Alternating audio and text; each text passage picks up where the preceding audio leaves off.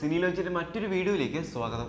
Population അധികമായതുകൊണ്ട് ബുദ്ധിമുട്ട് അനുഭവിക്കുന്ന ഒരു നഗരം. അവിടുത്തെ പോപ്പുലേഷനൊക്കെ ഒന്ന് നിയന്ത്രിക്കാനായിട്ട് അവരൊരു പദ്ധതി രൂപീകരിക്കുന്നു. അങ്ങനെ ഒരു വീട്ടിൽ ഒരു മക്കൾ എന്ന നിയമം അവിടെ പ്രാബല്യത്തിൽ വരികയാണ്. ആ നഗരത്തിലെ ഒരു വീട്ടിലെ ഒരു കുട്ടിക്ക് ഒരു സഹോദരനോ ഒരു സഹോദരിയോ ഉണ്ടാകാൻ പാടില്ല. അങ്ങനെ ഇരിക്കെ അവിടെ ഒരു യുവതി 7 മക്കളെ പ്രസവിക്കുന്നു.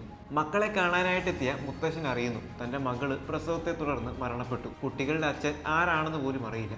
എന്നാൽ ഈ ഒരു കാര്യം അവിടുത്തെ ഗവൺമെന്റ് അറിഞ്ഞാൽ ഒരു കുട്ടിയെ മാത്രം അവശേഷിപ്പിച്ച് ബാക്കിയുള്ള 6 കുട്ടികളെയും അവരുടെ നിയമപ്രകാരം ഒരു ഗാഠനിദ്രയിലേക്ക് കൊണ്ടുപോകും.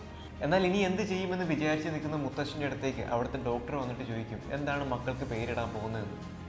അങ്ങനെ 7 മക്കൾ നിരന്ന് കിടക്കുന്നത് കാണുമ്പോൾ മുത്തശ്ശന് ഓരോരുത്തർക്കായിട്ട് ഓരോ പേരിടാൻ തുടങ്ങും. Sunday, Monday, Tuesday, Wednesday, Thursday, Friday, Saturday. അങ്ങനെ 7 പേർക്കും ഈ ഓരോ പേരുകൾ വെച്ച് നൽകുന്നു. പിന്നീട് മുത്തശ്ശൻ എങ്ങനെ ഇവരെ ഗവൺമെന്റിന്റെ കണ്ണിൽപ്പെടാതെ വളർത്തുന്നു തുടങ്ങിയ കാര്യങ്ങളൊക്കെ പറഞ്ഞു പോകുന്ന ഒരു മനോഹര ഫീൽ ഗുഡ് സിനിമയായിരിക്കും ഇത് എന്ന് പ്രതീക്ഷിച്ചാണ് ഈ ഒരു സിനിമയെ സമീപിച്ചത്.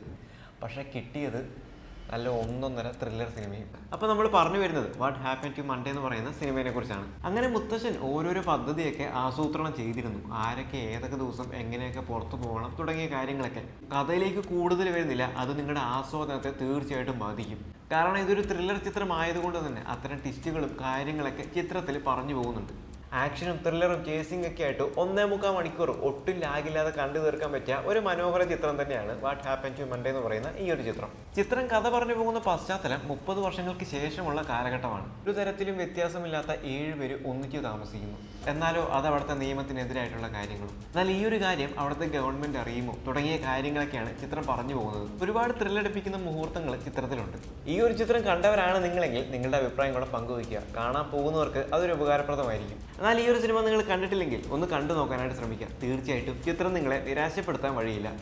അപ്പോൾ മറ്റൊരു ചിത്രത്തിൻ്റെ വിശേഷവുമായി മറ്റൊരു വീഡിയോയിൽ വീണ്ടും കാണാം.